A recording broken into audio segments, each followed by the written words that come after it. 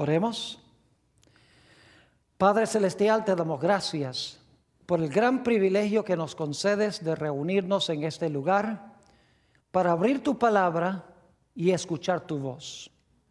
Pedimos, Padre, que al estudiar sobre las profecías de tiempo y cómo se relacionan con los profetas, que tu Espíritu Santo nos dé sabiduría divina para que podamos comprender la gran importancia de lo que vamos a estudiar.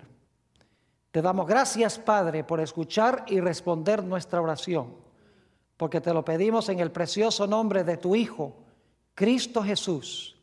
Amén. Tal como mencioné en mi oración, vamos a estudiar en nuestro tema de hoy las profecías de tiempo y los profetas. Vamos a analizar 5 grandes profecías de tiempo que menciona la Sagrada Escritura.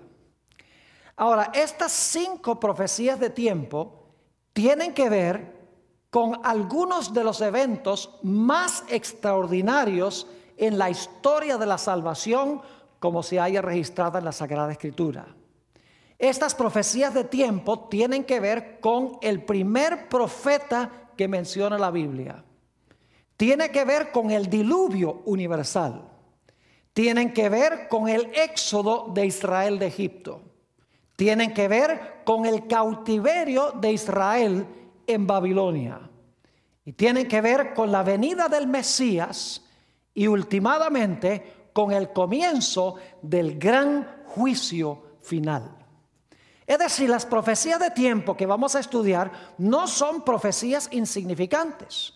Son profecías que marcan los grandes eventos de la historia de la salvación que encontramos en el Sagrado Libro de Dios. Ahora, lo que quiero hacer es describir a manera de introducción la forma en que opera Dios cuando da o cuando dio estas profecías de tiempo. Hay cierto proceso que sigue Dios cuando llama a un profeta y le da una profecía de tiempo. Y lo que quiero es, al comenzar, explicarles ese proceso que sigue Dios. Es el siguiente. Lo primero que hace Dios es llamar a un profeta. Dios llama a un profeta. Y a ese profeta Dios le imparte un mensaje. Vinculado con ese mensaje se encuentra una profecía de tiempo. Es decir, vinculada con la profecía o con el mensaje, hay un periodo de tiempo que se menciona. Ese mensaje que Dios le da a ese profeta es siempre un mensaje que tiene que ver con el juicio. Y vamos a encontrar que ese mensaje que está vinculado con una profecía de tiempo no es verdad presente para la época cuando ese profeta hizo su obra. Nuevamente repito, levanta Dios un profeta y al profeta le da un mensaje.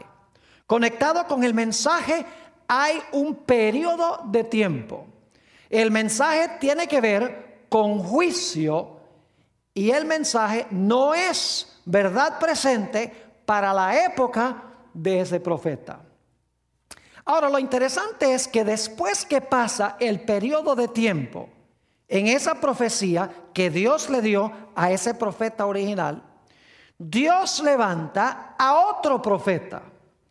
Y a ese profeta que levanta Dios cuando el periodo de tiempo está terminando o ha terminado, Dios le da el mismo mensaje que le dio al primer profeta.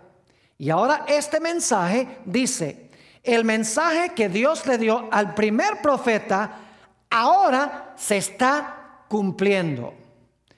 El mensaje que Dios le da a este segundo profeta siempre es un mensaje de juicio. No solamente es un mensaje de juicio, sino que es verdad presente para la época de ese profeta. Y finalmente, bajo el liderazgo del último profeta, Dios levanta bajo la dirección de ese profeta a un pueblo remanente de él. Nuevamente, quiero repetir el proceso porque es la base para lo que vamos a estudiar. Dios levanta a un profeta, le da un mensaje. Vinculado con el mensaje, una profecía de tiempo.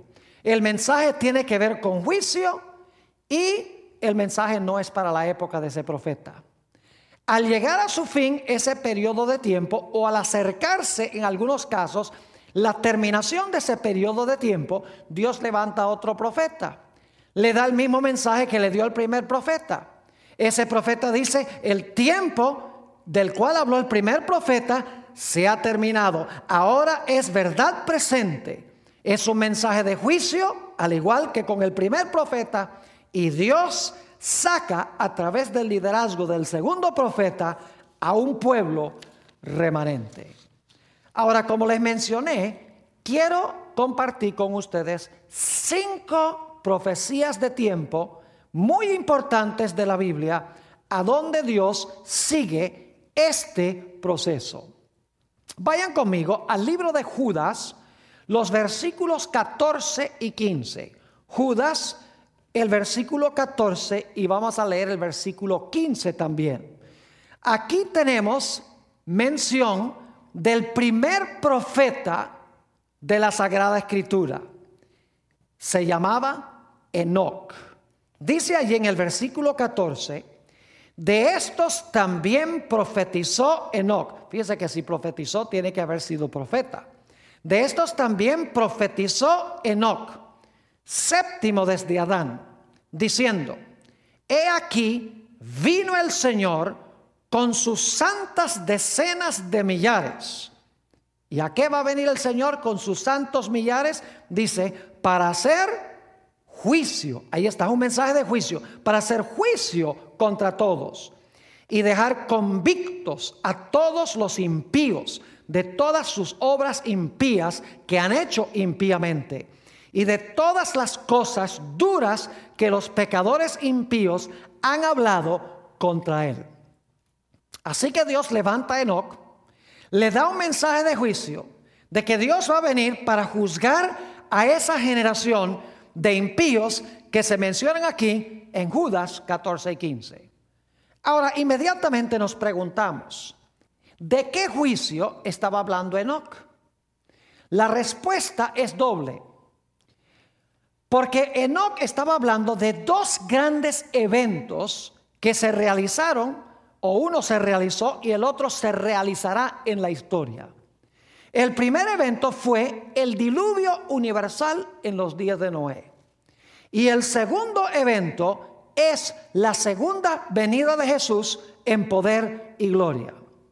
Y alguno dirá: Pastor Borg, ¿cómo sabe usted que Enoc estaba hablando de estos 2 eventos? La razón es muy sencilla. El Señor Jesucristo conectó los 2 eventos. En Mateo, el capítulo 24 y el versículo 37 al 39, Jesús nos explicó que lo que sucedió en los días de Noé sucederá de nuevo en los días cuando el Señor Jesucristo venga. Vamos a leer eso, San Mateo 24 y el versículo 37. Mas como en los días de Noé, así será la venida del Hijo del Hombre.